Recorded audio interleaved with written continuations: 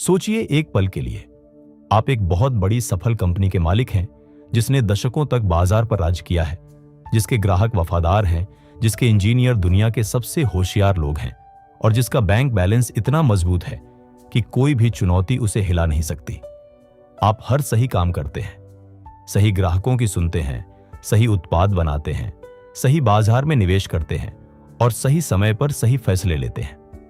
आपकी कंपनी की प्रबंधन टीम दुनिया के सबसे अनुभवी लोगों से भरी हुई है और आपकी रणनीति हर बिजनेस स्कूल में पढ़ाई जाती है। फिर भी एक सुबह जब आप अखबार उठाते हैं तो आप देखते हैं कि एक छोटी सी नई अनजान सी कंपनी ने आपके पूरे साम्राज्य को उखाड़ फेंका है और आपको समझ भी नहीं आया कि यह कब और कैसे हुआ।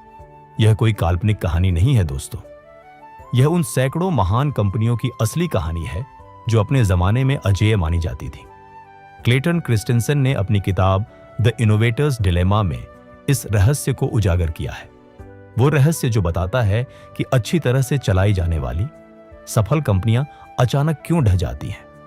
ये किताब सिर्फ बिजनेस की नहीं है, यह जिंदगी के उस सबसे गहरे सच की कहानी है जो हम सबको किसी न किसी रूप में सामना करना पड़ता है। ये किताब उस दुविधा की बात करती है जो हर सफल इंसान के सामने आती है कि अपनी सफलता को थामे रहे या उसे छोड़कर अनजान रास्ते पर चल पड़े। इस दुविधा को क्रिस्टेंसन ने इनोवेटर्स डायलेमा यानी नवप्रवर्तक की दुविधा का नाम दिया है और आज हम इस दुविधा की गहराइयों में उतरेंगे, उन सच्चाइयों को समझेंगे जो इतिहास की सबसे बड़ी कंपनियों के पतन में छुपी हैं। तो कमर कस लीजिए, क्योंकि यह सफर आपके सोचने का तरीका हमेशा के लिए बदल देगा। क्लेटन क्रिस्टेंसन ने अपनी गहरी शोध के जरिए यह समझा कि इनोवेशन दो तरह की होती है और इन दोनों के बीच का अंतर ही किसी कंपनी की जिंदगी और मौत का फैसला करता है।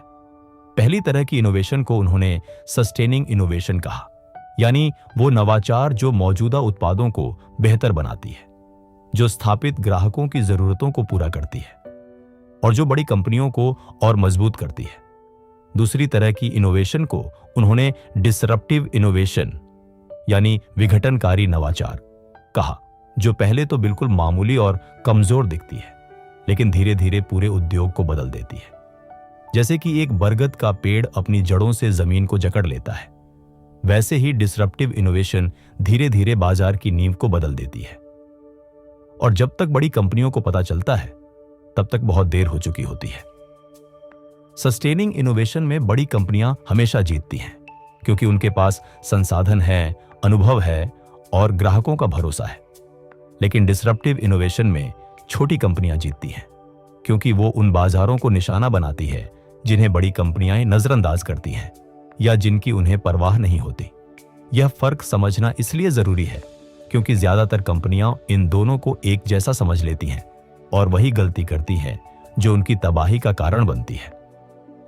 सस्टेनिंग इनोवेशन एक सजी धजी सड़क है जिस पर चलना आसान है, जबकि डिसरप्टिव इनोवेशन एक कच्चा ऊबड़ खाबड़ रास्ता है जो किसी अनजान मंजिल की तरफ जाता है।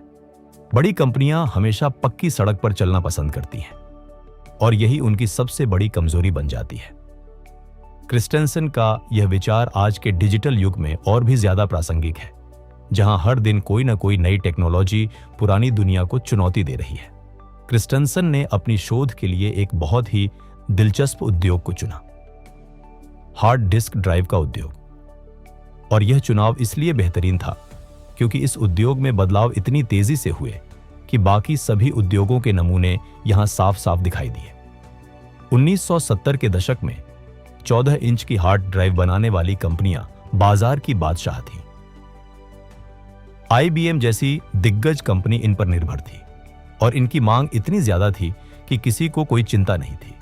फिर एक दिन कुछ छोटी कंपनियों ने 8 इंच की हार्ड ड्राइव बनानी शुरू की, जो स्टोरेज कैपेसिटी में कम थी, जो परफॉर्मेंस में कमजोर थी, लेकिन जो छोटी थी और सस्ती थी। बड़ी कंपनियों के इंजीनियरों ने इन छोटी ड्राइव्स को देखा, मूल्यांकन किया और यह निष्कर्ष निकाला कि यह उनके मुख्य ग्राहकों के लिए उपयोगी नहीं है। और यह निष्कर्ष बिल्कुल सही था, लेकिन इस सही निष्कर्ष के पीछे एक बहुत बड़ी गलती छुपी थी कि उन्होंने यह नहीं सोचा कि यह छोटी ड्राइव्स किन नए बाजारों के लिए उपयोगी हो सकती है। मिनी कंप्यूटर बनाने वाली कंपनियों को बड़ी ड्राइव्स की जरूरत नहीं थी। वो छोटी, हल्की, सस्ती ड्राइव्स चाहती थी और नई कंपनियों ने उन्हें वही दे दिया।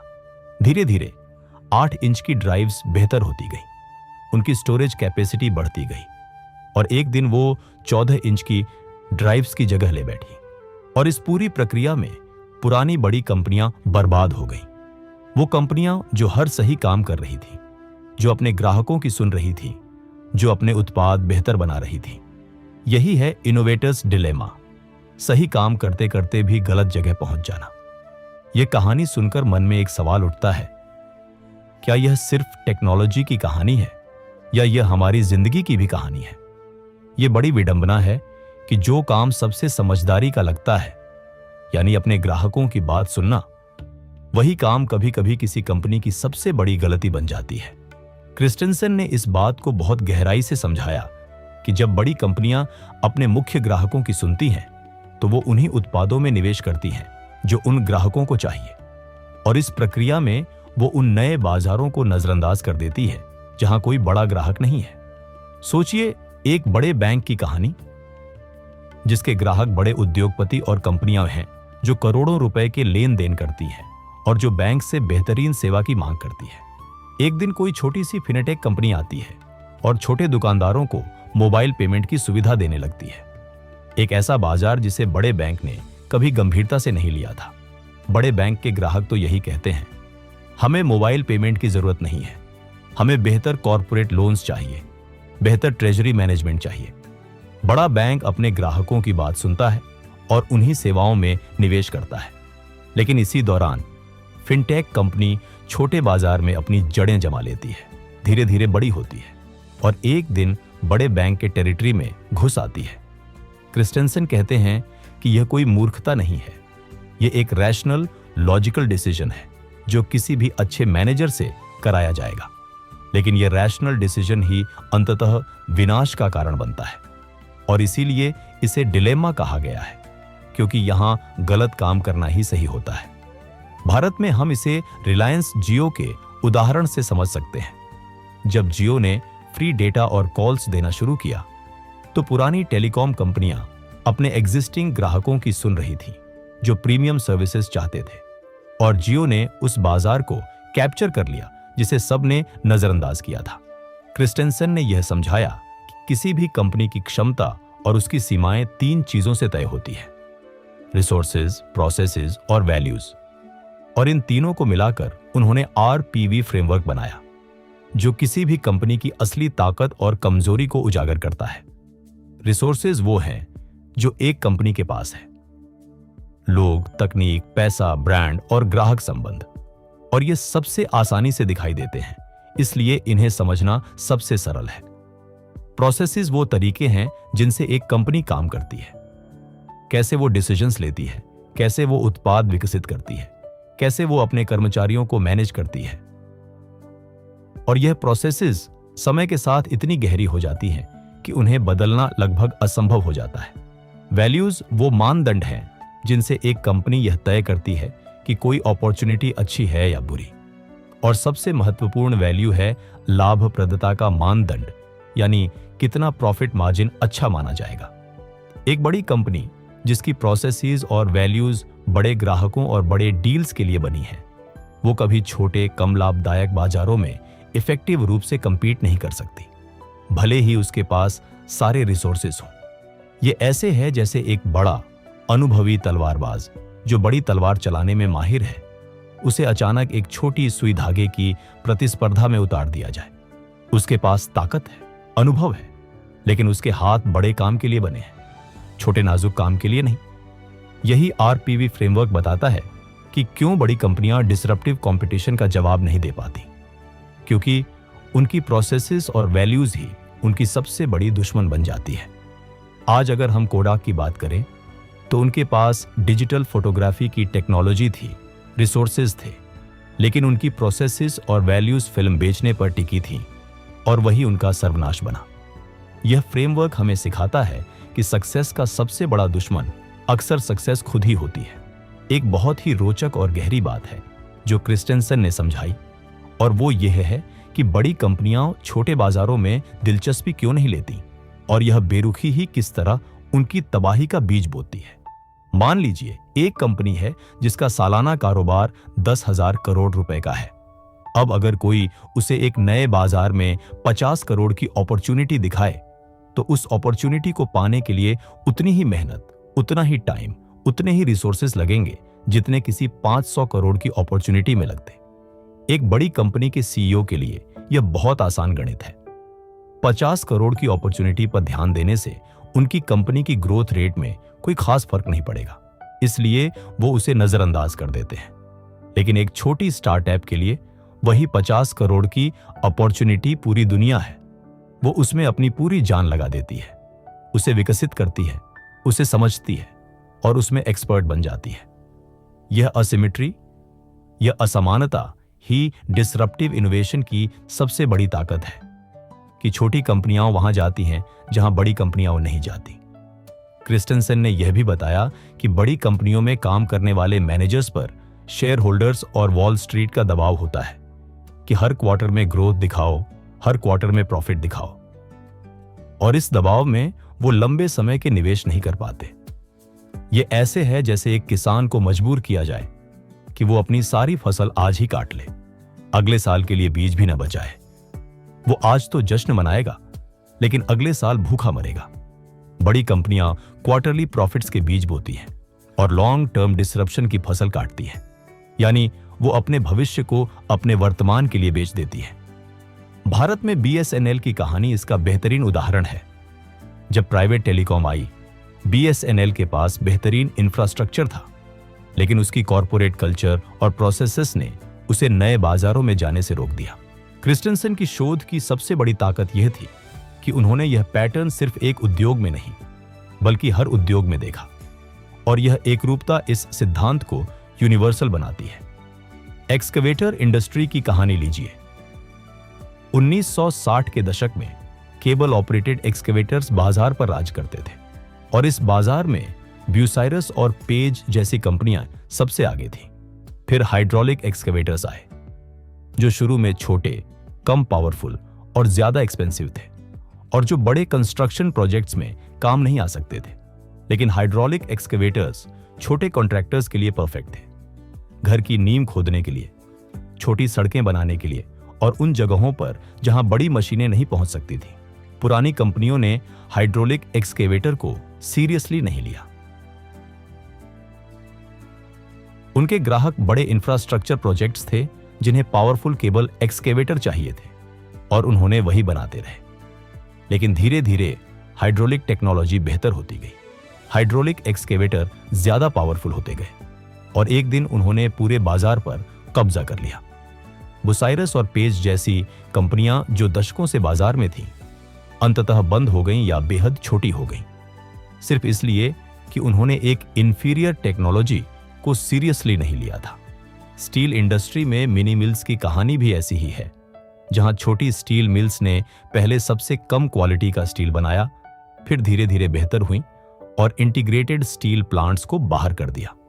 यह पैटर्न हर जगह दोहराया जाता है, मोटरसाइकिल्स में, कंप्यूटर्स में, रिटेल में और आज आर्टिफिशियल इंटेलिजेंस में भी। इस पैटर्न को समझना जरूरी है क्योंकि यह भविष्य को पढ़ने का एक शक्तिशाली टूल है। क्रिस्टेंसन की किताब का सबसे दिल को छूने वाला पहलू यह है कि वो किसी को विलेन नहीं बनाते। वो यह नहीं कहते कि पुरानी कंपनियों के मैनेजर्स बेवकूफ थे या लालची थे या कायर थे, बल्कि वो यह साबित करते हैं कि ये मैनेजर्स बहुत ही इंटेलिजेंट, हार्ड वर्किंग और थॉटफुल लोग थे जो अपने परिवेश की सबसे अच्छी इंफॉर्मेशन के आधार पर सबसे रैशनल डिसीजंस ले रहे थे। एक आईबीएम का मैनेजर 1980 के दशक में अगर यह डिसाइड करता है कि पीसी मार्केट में ज्यादा इन्वेस्ट करने से बेहतर है मेन फ्रेम को इंप्रूव करना, तो वो पागल नहीं है। उसके ग्राहक यही मांग कर रहे हैं, उसकी कंपनी का प्रॉफिट यहीं से आता है और उसके शेयर होल्डर्स यही देखना चाहते हैं। यह फैसला बिल्कुल सही दिखता है हर तरफ से, लेकिन यही फैसला आईबीएम को पीसी रेवोल्यूशन से बाहर कर देता है। क्रिस्टेंसन इसे द इनोवेटर्स डिलामा इसीलिए कहते हैं क्योंकि यहां डिलेमा यह है कि सही मैनेजमेंट प्रैक्टिसेस ही विफलता का कारण बनती है। ये ऐसे है जैसे एक अच्छा पिता अपने बच्चे को हर कंफर्ट देता है, हर तकलीफ से बचाता है, और इसी प्रेम में वो अनजाने में बच्चे को इतना कमजोर बना देता है कि वो असली दुनिया का सामना नहीं कर पाता। अच्छाई और सही इरादे हमेशा अच्छे रिजल्ट्स नहीं देते, और यही सच सबसे कड़वा होता है। यह सच सुनकर कोई भी थॉटफुल इंसान रुक जाएगा और सोचेगा, क्या मेरे अपने जीवन में भी ऐसे डिसीजंस हैं जो मुझे सही लगते हैं लेकिन जो मुझे पीछे धकेल रहे हैं? यह किताब सिर्फ बिजनेस लीडर्स के लिए नहीं है, यह हर उस इंसान के लिए है जो अपनी कंफर्ट जोन में रहकर खुद को सेफ समझ रहा है। क्रिस्टेंसन ने एक बहुत ही महत्वपूर्ण अवधारणा दी जिसे परफॉर्मेंस ट्रैजेक्टरी कहा जाता है, और यह अवधारणा डिसरप्टिव इनोवेशन को समझने की चाबी है। हर टेक्नोलॉजी का एक परफॉर्मेंस ट्रैजेक्टरी होता है, यानी समय के साथ वो टेक्नोलॉजी कितनी तेजी से बेहतर होती है। बड़ी एस्टैब्लिश्ड टेक्नोलॉजीज की परफॉर्मेंस ट्रैजेक्टरी बहुत धीमी होती है क्योंकि वो पहले से इतनी अच्छी हो चुकी हैं कि उन्हें और बेहतर बनाना मुश्किल और महंगा हो जाता है। लेकिन नई डिसरप्टिव टेक्नोलॉजीज की परफॉर्मेंस ट्रैजेक्टरी बहुत तेज होती है। वो शुरू में बहुत कमजोर होती है लेकिन बहुत तेजी से इंप्रूव होती है। सोचिए, पहले मोबाइल फोन्स की नोकिया के जमाने में मोबाइल फोन की कॉल क्वालिटी लैंडलाइन से बहुत खराब थी, इंटरनेट बहुत स्लो था, स्क्रीन बहुत छोटी थी। नोकिया ने सोचा, हमारे ग्राहक बेटर कॉल क्वालिटी चाहते हैं, बेटर बैटरी लाइफ चाहते हैं, और वो उन्हीं में इन्वेस्ट करते रहे। लेकिन स्मार्टफोन की परफॉर्मेंस ट्रैजेक्टरी इतनी तेज थी कि एप्पल और एंड्रॉयड ने बहुत तेजी से वो सारी कमियां दूर कर दी जो पहले थी, और साथ में इतनी नई कैपेबिलिटीज जोड़ दी जिनकी नोकिया ने कभी कल्पना भी नहीं की थी। परफॉर्मेंस ट्रैजेक्टरी का यह कॉन्सेप्ट हमें बताता है कि किसी टेक्नोलॉजी को उसकी आज की परफॉर्मेंस से नहीं बल्कि उसकी इंप्रूवमेंट की रफ्तार से जज करना चाहिए। जो टेक्नोलॉजी आज कमजोर है लेकिन तेजी से बेहतर हो रही है, वो कल की बादशाह हो सकती है। ये विजडम सिर्फ टेक्नोलॉजी में नहीं बल्कि इंसानों पर भी लागू होती है। किसी इंसान को उसकी आज की स्थिति से नहीं बल्कि उसके ग्रोथ रेट से जज करना चाहिए। क्रिस्टेंसन ने एक बेहद गहरी बात कही कि एस्टैब्लिश्ड कंपनियां बाजार रिसर्च करना जानती हैं, ग्राहकों से पूछना जानती हैं और डेटा एनालाइज करना जानती हैं, लेकिन वो उस बाजार को नहीं देख पाती जो अभी एग्जिस्ट नहीं करता। यह बात सुनने में शायद पैराडॉक्स लगे, भला जो एग्जिस्ट नहीं करता उसे कोई कैसे देखे? लेकिन यही डिसरप्टिव इनोवेशन की सबसे बड़ी चैलेंज है। जब स्टीव जॉब्स ने आईफोन बनाया तो उन्होंने कोई मार्केट रिसर्च नहीं की थी, क्योंकि उस समय कोई ग्राहक यह नहीं जानता था कि वो एक ऐसा फोन चाहता है जो कंप्यूटर भी हो, म्यूजिक प्लेयर भी हो और कैमरा भी हो। हेनरी फोर्ड ने कहा था, अगर मैं लोगों से पूछता कि वो क्या चाहते हैं तो वो कहते, एक तेज घोड़ा। ये बात क्रिस्टेंसन के फ्रेमवर्क को परफेक्टली कैप्चर करती है। डिसरप्टिव कंपनीज वो नहीं करती जो ग्राहक मांगते हैं, वो करती हैं जो ग्राहक मांगना भी नहीं जानते, लेकिन जब मिलता है तो उसे छोड़ना नहीं चाहते। यह क्षमता भविष्य के बाजार की कल्पना करना जो अभी एग्जिस्ट नहीं करता, यह असाधारण विजन की मांग करती है, और यही विजन एस्टैब्लिश्ड कंपनीज में डेवलप नहीं हो पाती। इसकी वजह यह है कि बड़ी कंपनियों में हर डिसीजन को डेटा से जस्टिफाई करना होता है। हर नए प्रोडक्ट को एग्जिस्टिंग ग्राहकों को दिखाकर अप्रूवल लेनी होती है, और जब ग्राहक कहते हैं हमें इसकी जरूरत नहीं है तो वो प्रोजेक्ट बंद हो जाता है। क्रिस्टेंसन कहते हैं कि यह एक ट्रेजेडी है, क्योंकि जिस चीज की जरूरत नहीं दिखती वही कल सबसे जरूरी हो जाती है।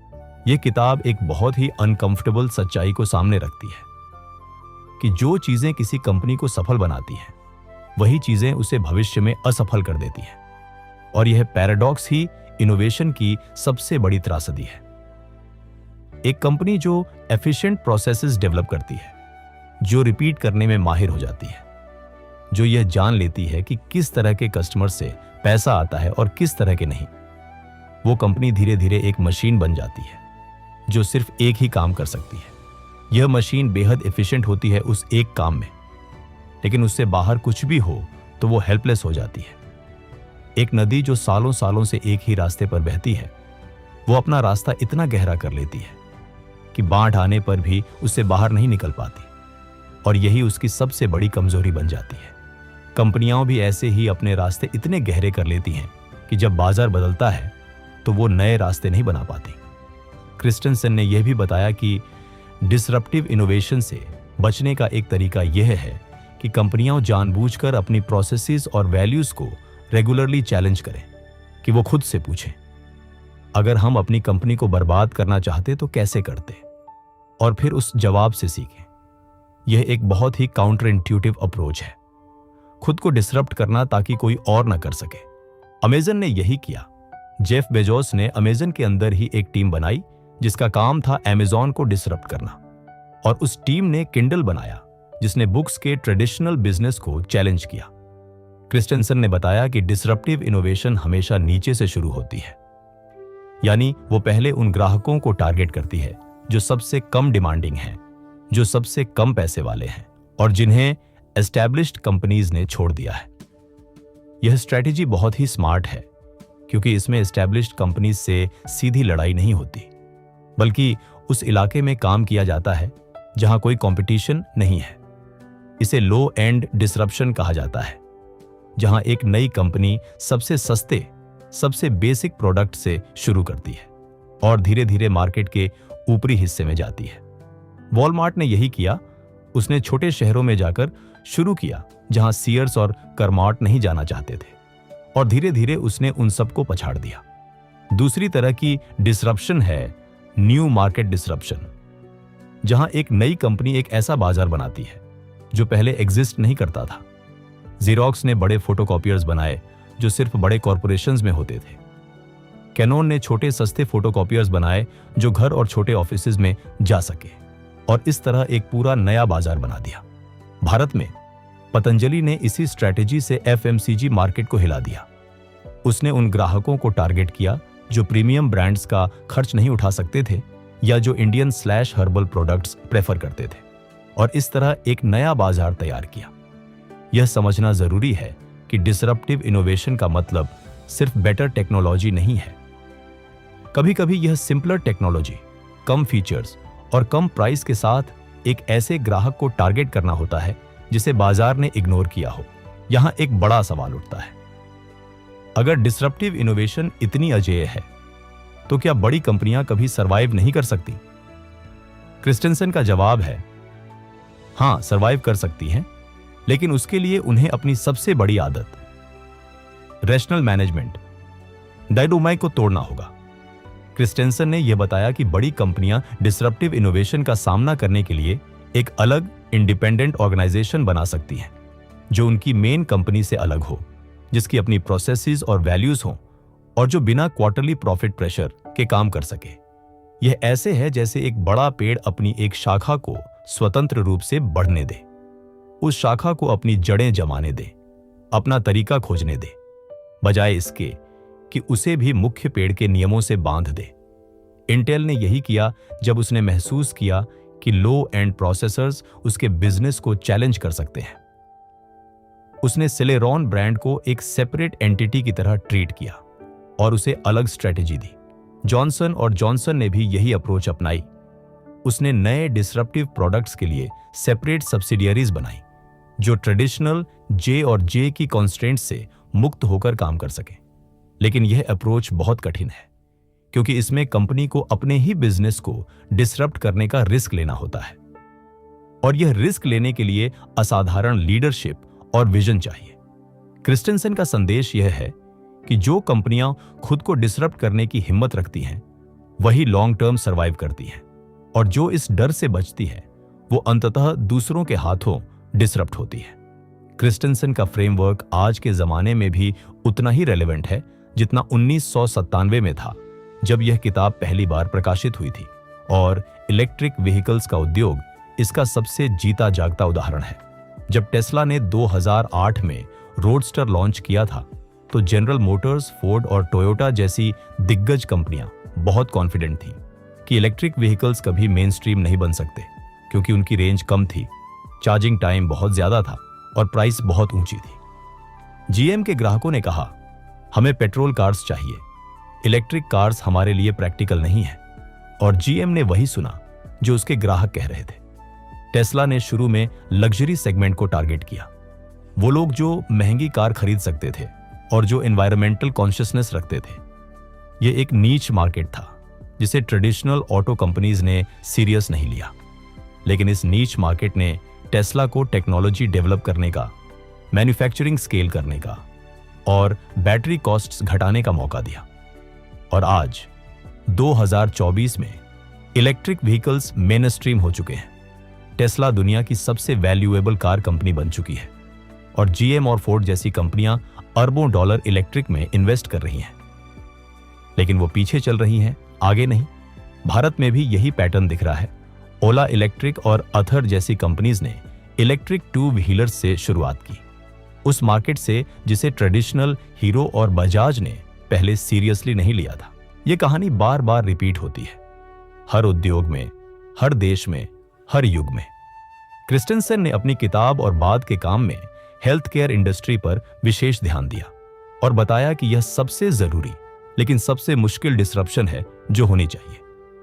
आज की हेल्थ केयर सिस्टम बड़े एक्सपेंसिव हॉस्पिटल्स पर टिकी है, जहां specialized doctors complex cases handle करते हैं, जहां अत्याधुनिक इक्विपमेंट है और जहां ट्रीटमेंट बहुत महंगा है। लेकिन डिसरप्टिव इनोवेशन के प्रिंसिपल के अनुसार टेक्नोलॉजी धीरे धीरे कॉम्प्लेक्स मेडिकल प्रोसीजर्स को सिंपल बना रही है। जो काम पहले एक स्पेशलिस्ट डॉक्टर ही कर सकता था, वो अब ऑटोमेटेड टेस्ट्स और एआई से हो सकता है। Remote monitoring devices, AI based diagnosis, telemedicine, ये सब हेल्थ केयर का डेमोक्रेटिकेशन कर रही हैं। यानी वो केयर जो पहले सिर्फ अमीर लोगों को मिलती थी, वो अब सबको मिल सकती है। भारत में यह डिसरप्शन बहुत जरूरी है। जहां डॉक्टर्स की कमी है, जहां ग्रामीण इलाकों में हेल्थ केयर पहुंच नहीं है और जहां प्राइवेट हॉस्पिटल्स की फीस आम आदमी की पहुंच से बाहर है। प्रैक्टो, एमएफाइन और एक एमजी जैसी कंपनीज इसी डायरेक्शन में काम कर रही हैं। वो हेल्थ केयर को सिंपलर, चीपर और ज्यादा एक्सेसिबल बना रही है। लेकिन एस्टैब्लिश्ड हॉस्पिटल्स और मेडिकल एसोसिएशंस इस डिसरप्शन का विरोध करते हैं। वो नियम कानून का सहारा लेकर इसे रोकने की कोशिश करते हैं, जैसा हर इनकम्बेंट इंडस्ट्री करती है। क्रिस्टेंसन का संदेश है कि हेल्थ केयर डिसरप्शन अटल है। सवाल सिर्फ यह है कि यह डिसरप्शन किस रूप में आएगी और कौन उसका नेतृत्व करेगा। एजुकेशन शायद वो इंडस्ट्री है जहां डिसरप्टिव इनोवेशन का असर सबसे ज्यादा महसूस किया जा सकता है और क्रिस्टेंसन ने इस बारे में बहुत गहराई से लिखा है। पारंपरिक एजुकेशन सिस्टम बड़े, एक्सपेंसिव कॉलेजेस और यूनिवर्सिटीज पर आधारित है, जहां डिग्रीज बहुत महंगी हैं, जहां जियोग्राफिकल कंस्ट्रेंट्स हैं और जहां एक फिक्स्ड करिकुलम होता है जो हर स्टूडेंट पर अप्लाई होता है। ऑनलाइन एजुकेशन ने इस मॉडल को नीचे से डिसरप्ट करना शुरू किया। खान एकेडमी ने फ्री एजुकेशन से शुरुआत की। कोर्सेरा और एडेक्स ने वर्ल्ड के टॉप यूनिवर्सिटीज के कोर्सेज ऑनलाइन किए और यूट्यूब ने हर टॉपिक पर अनगिनत एजुकेशनल कंटेंट उपलब्ध करा दिया। पहले ट्रेडिशनल यूनिवर्सिटीज ने ऑनलाइन एजुकेशन को सीरियसली नहीं लिया। वो बोले, ऑनलाइन डिग्रीज की वैल्यू नहीं है, एम्प्लॉयर्स ऑनलाइन ग्रेजुएट्स को नहीं लेते, रियल लर्निंग क्लासरूम में होती है। लेकिन टेक्नोलॉजी ने इन सभी ऑब्जेक्शंस को एक एक करके डिसमिस कर दिया। आज कई एम्प्लॉयर्स ऑनलाइन सर्टिफिकेट्स को ट्रेडिशनल डिग्रीज जितना ही वैल्यू देते हैं। भारत में BYJU's, अनअकैडमी और वेदांतु ने इसी मॉडल से शुरुआत की और एक $multi-billion इंडस्ट्री बना दी। उन स्टूडेंट्स को टारगेट करके जो IIT कोचिंग सेंटर्स अफोर्ड नहीं कर सकते थे। कोविड-19 पैंडेमिक ने इस डिसरप्शन को अचानक एक्सेलरेट कर दिया। जब स्कूल्स और कॉलेजेस बंद हुए तो ऑनलाइन एजुकेशन ओवरनाइट मेनस्ट्रीम हो गई। क्रिस्टेंसन का फ्रेमवर्क यहां भी परफेक्टली फिट होता है। जो इनकम्बेंट्स ये सोच रहे थे कि ऑनलाइन एजुकेशन उनके स्टूडेंट्स की जरूरत नहीं है, उन्हें अचानक एहसास हुआ कि वर्ल्ड बदल चुकी है। क्रिस्टेंसन की किताब पढ़कर एक बहुत ही रोचक तुलना मन में आती है। एक स्टार्टअप और एक एस्टैब्लिश्ड कंपनी के बीच की तुलना, जो बताती है कि इनोवेशन के मामले में दोनों का अपना अपना एडवांटेज और डिसएडवांटेज है। स्टार्टअप के पास कुछ नहीं होता, कोई ग्राहक नहीं, कोई रेपुटेशन नहीं, कोई लेगेसी सिस्टम नहीं, और इसीलिए उसे डरने के लिए कुछ नहीं होता। यह नथिंग टू लूज मेंटालिटी ही स्टार्टअप की सबसे बड़ी ताकत है। वो किसी भी दिशा में जा सकती है, कोई भी एक्सपेरिमेंट कर सकती है और फेल होने पर वापस उठ सकती है। एस्टैब्लिश्ड कंपनी के पास सब कुछ होता है, ग्राहक, रेप्यूटेशन, रिसोर्सेज, टैलेंट, लेकिन यही सब उसकी बेड़ियां बन जाते हैं जो उसे ज्यादा मूव करने से रोकते हैं। एक स्टार्टअप की तरह जिसके पास एक पुराना मकान है, वो उसे तोड़ मरोड़ कर नया बना सकती है, नई डिजाइन दे सकती है। लेकिन एक प्रॉपर्टी डेवलपर जिसके पास हजारों किराएदार हैं, उनके बिना घर नहीं तोड़ सकता। उसे किराएदारों के साथ निगोशिएट करना होगा, उन्हें टेम्पोरेरीली शिफ्ट करना होगा, और यह सब करते करते अपॉर्चुनिटी निकल जाती है। क्रिस्टेंसन का सुझाव है कि एस्टैब्लिश्ड कंपनीज को इंटरनल स्टार्टअप कल्चर डेवलप करना चाहिए। ऐसे टीम्स जो मेन कंपनी की कंस्ट्रेंट्स से मुक्त होकर डिसरप्टिव आइडियाज एक्सप्लोर कर सके। गूगल ने यही किया, 20% टाइम पॉलिसी के जरिए, जहां इंजीनियर्स अपना 20% समय किसी भी प्रोजेक्ट पर लगा सकते थे।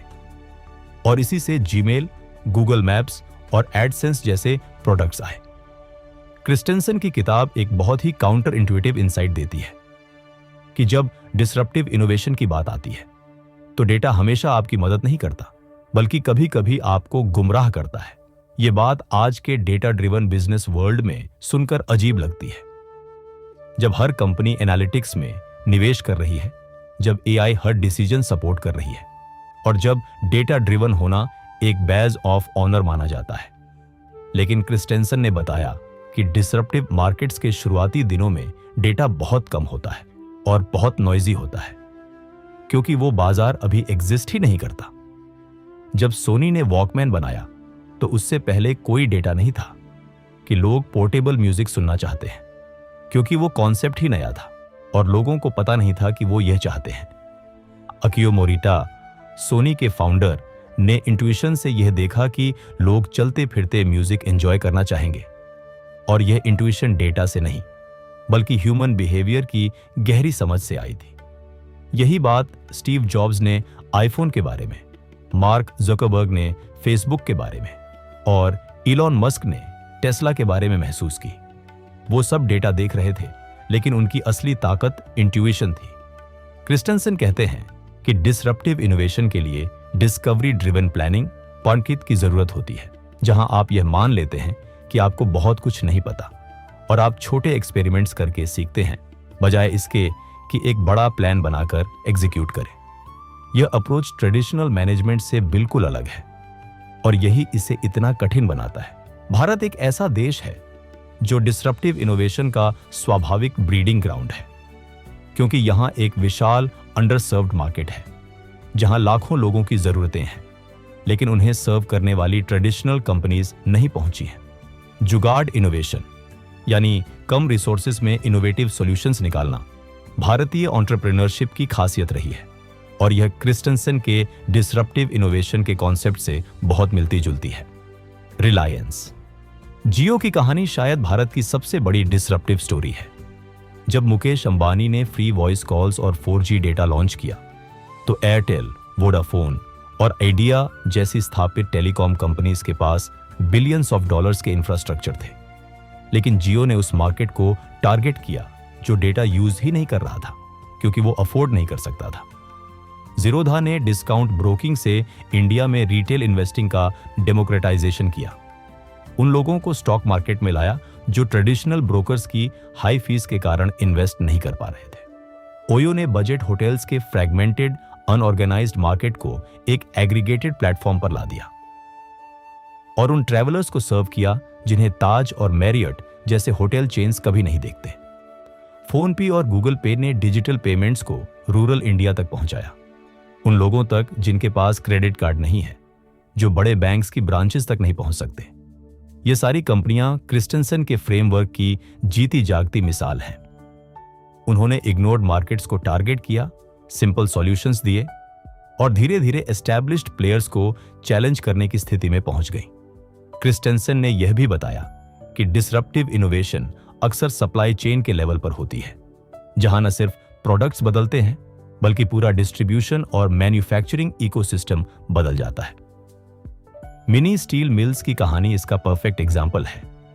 जब छोटी मिनी मिल्स ने स्क्रैप स्टील को रिसाइकल करके सस्ता स्टील बनाना शुरू किया, तो उन्होंने पहले रीबार, कंस्ट्रक्शन रॉड्स मार्केट को टारगेट किया, जो सबसे लो एंड था। इंटीग्रेटेड स्टील प्लांट्स, जो ब्लास्ट फर्नेसेस और एक्सपेंसिव ओर पर निर्भर थे, उन्होंने रीबार मार्केट छोड़ दिया क्योंकि वहां प्रॉफिट मार्जिन बहुत कम था और वो हायर वैल्यू प्रोडक्ट्स पर फोकस कर गए।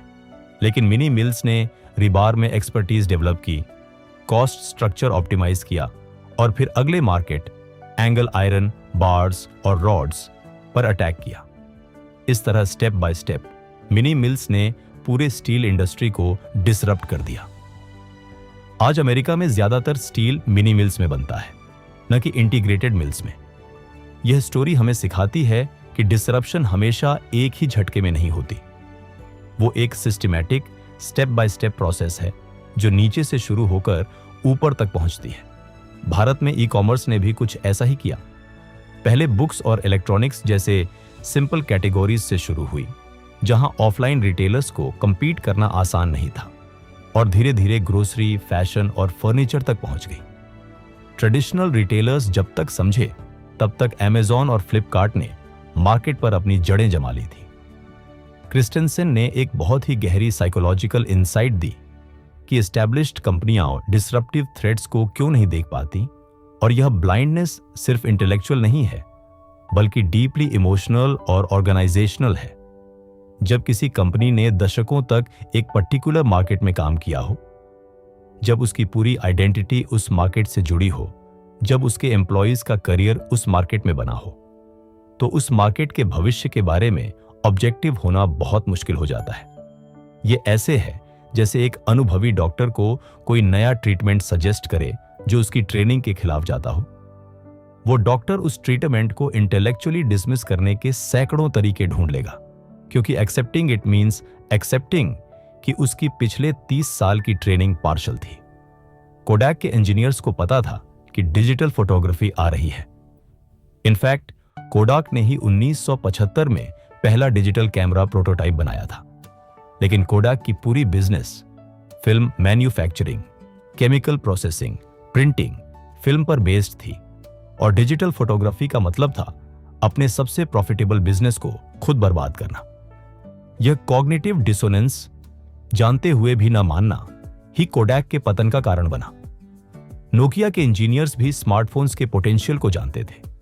नोकिया ने 1996 में एक प्रोटोटाइप बनाया था जो आईफोन से बहुत मिलता जुलता था, लेकिन नोकिया की आइडेंटिटी बेस्ट फोन मेकर होने में थी, न कि बेस्ट कंप्यूटर मेकर होने में, और यह आइडेंटिटी शिफ्ट करना साइकोलॉजिकली इम्पॉसिबल था।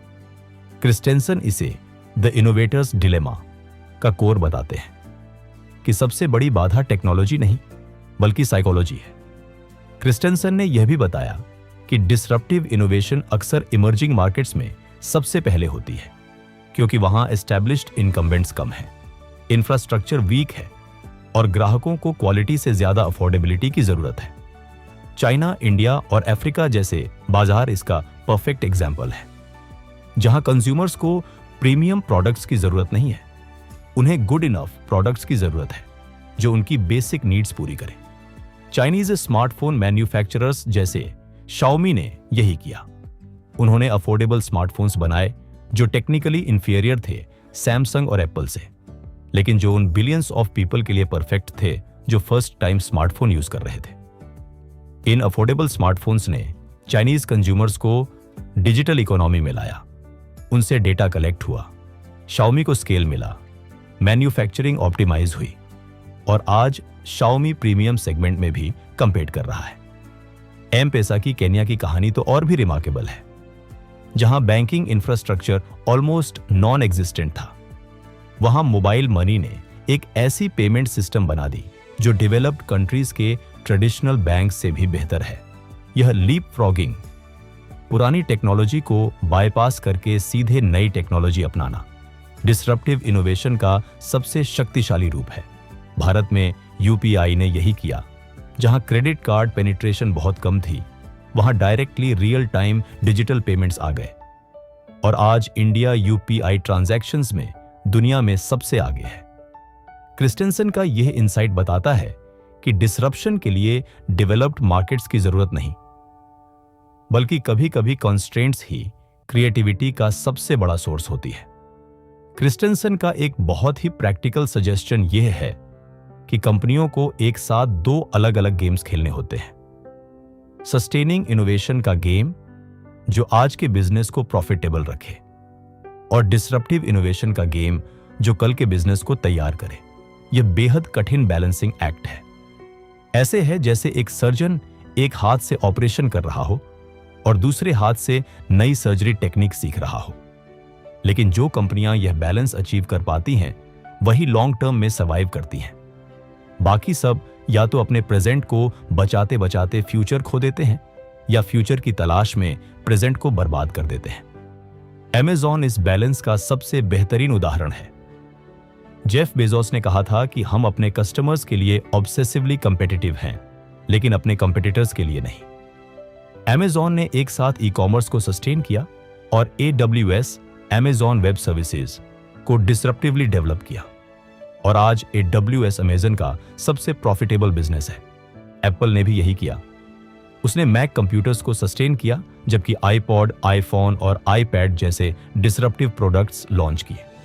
लेकिन इन दोनों में बैलेंस बनाना कितना मुश्किल है, यह तब पता चलता है जब हम देखते हैं कि ब्लॉकबस्टर ने नेटफ्लिक्स को अर्ली स्टेज में बाय करने का मौका था, लेकिन उसने यह अपॉर्चुनिटी छोड़ दी क्योंकि उसे लगा कि स्ट्रीमिंग उसके स्टोर बिजनेस को कैनिबलाइज करेगा।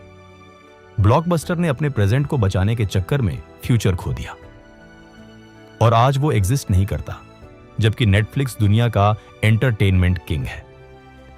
क्रिस्टेंसन की किताब में फेलियर का एक बहुत ही अलग फिलॉसफी है। वो फेलियर को वीकनेस नहीं, बल्कि लर्निंग का एक एसेंशियल मैकेनिज्म मानते हैं। जो कंपनियां डिसरप्टिव इनोवेशन करना चाहती हैं, उन्हें फेल होने का डर छोड़ना होगा, क्योंकि नए बाजारों में फेलियर इनेविटेबल है। और जो फेल होने से डरते हैं वो एक्सपेरिमेंट नहीं करते, और जो एक्सपेरिमेंट नहीं करते वो इनोवेट नहीं कर पाते। अमेजन ने फायर फोन लॉन्च किया जो एक बड़ी फेलियर थी, लेकिन उससे अमेजन ने मोबाइल कॉमर्स के बारे में बहुत कुछ सीखा, और एलेक्सा और एको का डेवलपमेंट उसी लर्निंग से हुआ। गूगल ने गूगल प्लस लॉन्च किया जो बुरी तरह फेल हुआ, लेकिन उससे गूगल ने सोशल नेटवर्किंग के बारे में समझा, और आज गूगल फोटोज, यूट्यूब और गूगल मीट उसी लर्निंग के फल हैं। यह fail fast learn faster philosophy startup culture में आम है, लेकिन बड़ी एस्टैब्लिश्ड कंपनीज में इसे इंप्लीमेंट करना बहुत मुश्किल है, क्योंकि बड़ी कंपनीज में फेलियर से करियर खतरे में पड़ता है, रेप्यूटेशन डैमेज होती है और शेयर होल्डर्स नाराज होते हैं। और इन कॉन्सिक्वेंसेस से बचने के लिए एम्प्लॉयज सेफ डिसीजंस लेते हैं। क्रिस्टेंसन कहते हैं कि इनोवेटिव कल्चर बनाने के लिए लीडर्स को ओपनली अपनी फेलियर्स शेयर करनी होंगी। फेलियर को पनिश करने की बजाय उससे लर्न करने का कल्चर बनाना होगा, और कैलकुलेटेड रिस्क टेकिंग को सेलिब्रेट करना होगा। आज 2026 में आर्टिफिशियल इंटेलिजेंस शायद हिस्ट्री की सबसे बड़ी डिसरप्टिव टेक्नोलॉजी है, और क्रिस्टेंसन का फ्रेमवर्क इसे परफेक्टली एक्सप्लेन करता है कि यह डिसरप्शन कैसे अनफोल्ड होगी। पहले एआई टूल्स बहुत बेसिक थे, spell checkers, recommendation algorithms, fraud detection. ये सब गुड इनफ सॉल्यूशंस थे जो सिंपल टास्क्स हैंडल करते थे। फिर मशीन लर्निंग ने कैपेबिलिटीज बढ़ाई, और आज जनरेटिव एआई जैसे GPT-4 और क्लॉड ऐसी टास्क्स कर सकते हैं जो पहले केवल ट्रेन्ड प्रोफेशनल्स कर सकते थे। Writing, coding, analysis and creative work. Established professionals और कंपनीज अभी ये कह रहे हैं, एआई रिलायबल नहीं है, एआई में ह्यूमन जजमेंट नहीं है, एआई हमारी एक्सपर्टाइज रिप्लेस नहीं कर सकता। और यह सब बातें अभी तक काफी हद तक सच भी हैं, लेकिन क्रिस्टेंसन का फ्रेमवर्क याद दिलाता है कि यह एग्जैक्टली वही बातें थीं जो डिजिटल कैमरास के बारे में, पर्सनल कंप्यूटर्स के बारे में और स्मार्टफोन्स के बारे में कही गई थी। एआई की परफॉर्मेंस ट्रैजेक्टरी बहुत तेज है। हर 6 महीने में एआई सिग्निफिकेंटली बेटर हो रहा है, और जिन टास्क्स को आज यह नहीं कर सकता, कल वो टास्क्स करने लगेगा। वो प्रोफेशनल्स जो एआई को जस्ट अ टूल मानते हैं और उससे सीखने में इन्वेस्ट नहीं कर रहे, वो वही गलती कर रहे हैं जो कोडैक, नोकिया और ब्लॉकबस्टर ने की थी। जो प्रोफेशनल्स एआई को ऑगमेंट करके काम कर रहे हैं, यानी एआई की कैपेबिलिटीज को अपनी ह्यूमन इंसाइट के साथ कंबाइन कर रहे हैं, वो भविष्य के लीडर्स बनेंगे। क्रिस्टेंसन ने ऑर्गेनाइजेशंस को एक बायोलॉजिकल एंटिटी की तरह डिस्क्राइब किया। जैसे किसी जीव की नेचर उसकी डीएनए से तय होती है, वैसे ही किसी ऑर्गेनाइजेशन की नेचर उसकी कल्चर, प्रोसेसेस और इंसेंटिव स्ट्रक्चर से तय होती है। एक छोटा एजाइल एनिमल जैसे चीटा तेज भाग सकता है, डायरेक्शन चेंज कर सकता है, नई स्ट्रेटेजी अडॉप्ट कर सकता है, लेकिन एक हाथी अपनी ताकत और साइज के बावजूद बहुत धीमा है और डायरेक्शन चेंज करना उसके लिए बहुत मुश्किल है। बड़ी कॉरपोरेशंस हाथियों की तरह हैं।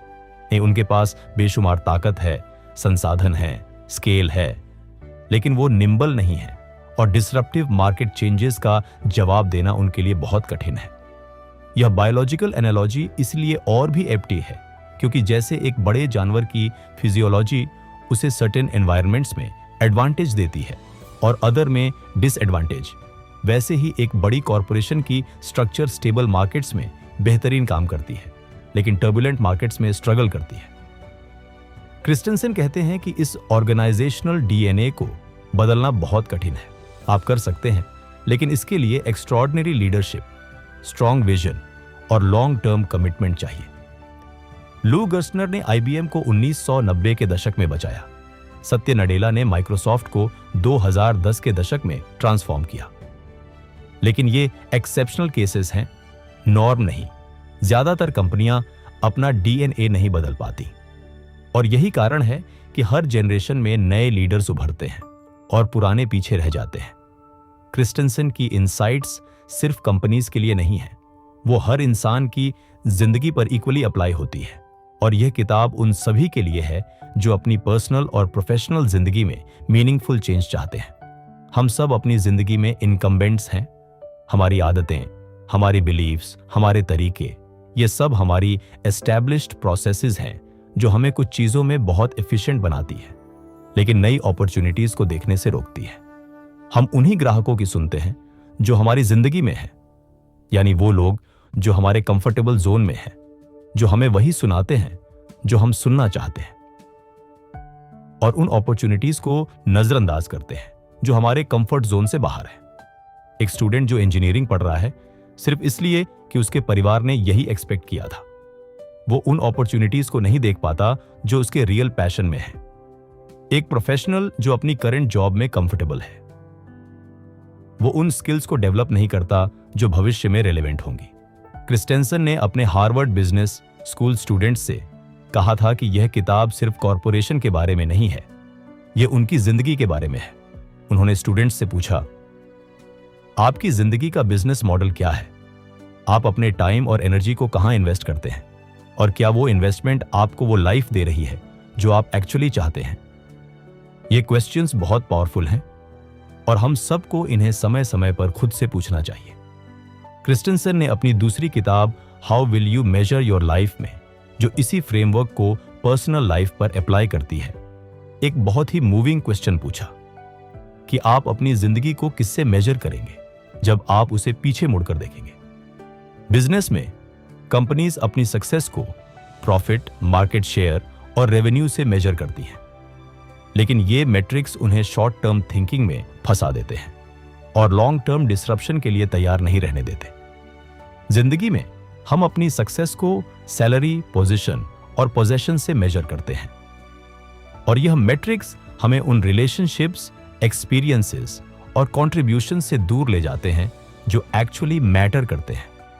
क्रिस्टेंसन, जो कैंसर से जूझते हुए भी अपना काम करते रहे, उन्होंने कहा था, the metric by which God will assess my life isn't dollars, but the individual people whose lives I've touched.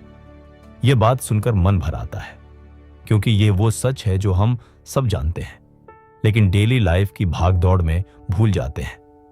Disruptive thinking को जिंदगी में अप्लाई करने का मतलब है अपनी असम्पशंस को चैलेंज करना, अपने कंफर्ट जोन से बाहर निकलना, उन रिलेशनशिप्स में इन्वेस्ट करना जो शॉर्ट टर्म में पे ऑफ नहीं देती, लेकिन लॉन्ग टर्म में लाइफ का सबसे बड़ा वेल्थ बन जाती है, और उन स्किल्स को डेवलप करना जो भविष्य में रेलेवेंट होंगी, भले ही आज उनकी इमीडिएट डिमांड ना हो। क्लेटन क्रिस्टेंसन का निधन जनवरी 2020 में हुआ और उनके जाने के साथ दुनिया ने एक ऐसा विचारक खोया जिसने बिजनेस थिंकिंग को फंडामेंटली बदल दिया था। लेकिन उनका फ्रेमवर्क, उनका यह deep understanding of how innovation works, वो आज भी उतना ही पावरफुल और रेलेवेंट है जितना 1997 में था, जब द इनोवेटर्स डायलेमा पहली बार पब्लिश हुई थी। स्टीव जॉब्स ने उनकी किताब को मोस्ट इन्फ्लुएंशियल बुक कहा जो उन्होंने कभी पढ़ी। जेफ बेजोस ने क्रिस्टेंसन के आइडियाज को अमेज़न की स्ट्रेटेजी में इंप्लीमेंट किया। इलॉन मस्क ने टेस्ला की डिसरप्शन को इसी फ्रेमवर्क से एक्सप्लेन किया। यह लेगेसी बताती है कि क्रिस्टेंसन ने सिर्फ एक एकेडमिक थ्योरी नहीं दी, उन्होंने एक लेंस दी जिससे दुनिया के बदलाव को देखा जा सकता है। उनकी किताब हमें यह याद दिलाती है कि चेंज इनएविटेबल है और जो इसका सामना करते हैं वो सरवाइव करते हैं और जो इससे मुंह फेरते हैं वो मिट जाते हैं। लेकिन क्रिस्टेंसन का सबसे बड़ा मैसेज शायद ये है कि डिसरप्शन कोई दुश्मन नहीं है, ये एक अपॉर्चुनिटी है, एक इनविटेशन है नई संभावनाओं की तरफ जाने का। जो कंपनियां और जो इंसान डिसरप्शन को थ्रेट की तरह नहीं बल्कि अपॉर्चुनिटी की तरह देखते हैं, वो न सिर्फ सरवाइव करते हैं बल्कि थ्राइव करते हैं। वो न सिर्फ चेंज के साथ चलते हैं बल्कि चेंज के लीडर्स बनते हैं। दोस्तों, जैसे हम इस अद्भुत यात्रा के अंत में पहुंचते हैं, मैं चाहता हूं कि आप एक पल रुकें, सांस लें और इस किताब के सबसे गहरे सच को महसूस करें। वो सच जो सिर्फ बिजनेस की किताबों में नहीं बल्कि जिंदगी की हर कड़वी मीठी कहानी में छुपा हुआ है। क्रिस्टेंसन ने हमें यह सिखाया कि जो चीजें हमें आज सफल बनाती हैं, वही कल हमारी सबसे बड़ी बाधा बन सकती है। और यह सच उतना ही कंपनीज पर लागू होता है जितना हम सब पर। जब हम अपनी आदतों में, अपनी बिलीफ्स में, अपनी रिलेशनशिप्स में और अपने काम में इतने कंफर्टेबल हो जाते हैं कि बदलाव का ख्याल ही डरावना लगने लगे, तो समझ लीजिए कि वो वक्त आ गया है जब आपको खुद को डिसरप्ट करने की जरूरत है। यह डिसरप्ट करना आसान नहीं है। इसके लिए उस सबसे कीमती चीज को दांव पर लगाना होता है जो आपने वर्षों की मेहनत से बनाई है। यह ऐसे है जैसे एक किसान बीज बोने के लिए अपनी आखिरी रोटी तोड़े। उसे पता है कि यह रोटी कल की भूख से बचाएगी, लेकिन अगर उसने यह बीज नहीं बोया तो परसों की भूख और भयंकर होगी। लेकिन याद रहे, डिसरप्टिव थिंकिंग का मतलब सब कुछ छोड़ना नहीं है, पागलपन में कूद जाना नहीं है या ब्लाइंडली नए के पीछे भागना नहीं है। इसका मतलब है अपनी प्रेजेंट को सस्टेन करते हुए अपने फ्यूचर को बिल्ड करना। इसका मतलब है अपने ग्राहकों की सुनते हुए उन ग्राहकों को भी देखना जो अभी आपके दायरे में नहीं है। इसका मतलब है अपनी स्ट्रेंथ्स को पहचानते हुए अपनी वीकनेसेस से भी ईमानदारी से मिलना। क्रिस्टेंसन की सबसे बड़ी गिफ्ट यह है कि उन्होंने हमें एक मिरर दिया दोस्तों, जिसमें हम अपनी कंपनियों को, अपनी इंडस्ट्रीज को और अपनी जिंदगियों को देख सकते हैं और पूछ सकते हैं, क्या हम उसी रास्ते पर हैं जो कल हमें वहां ले जाए जहां हम होना चाहते हैं। इस सवाल का जवाब ढूंढना ही इनोवेशन है। इस सवाल से डरना ही स्टैग्नेशन है और इस सवाल को एम्ब्रेस करना ही दोस्तों सबसे बड़ी विजडम है जो यह किताब हमें देती है।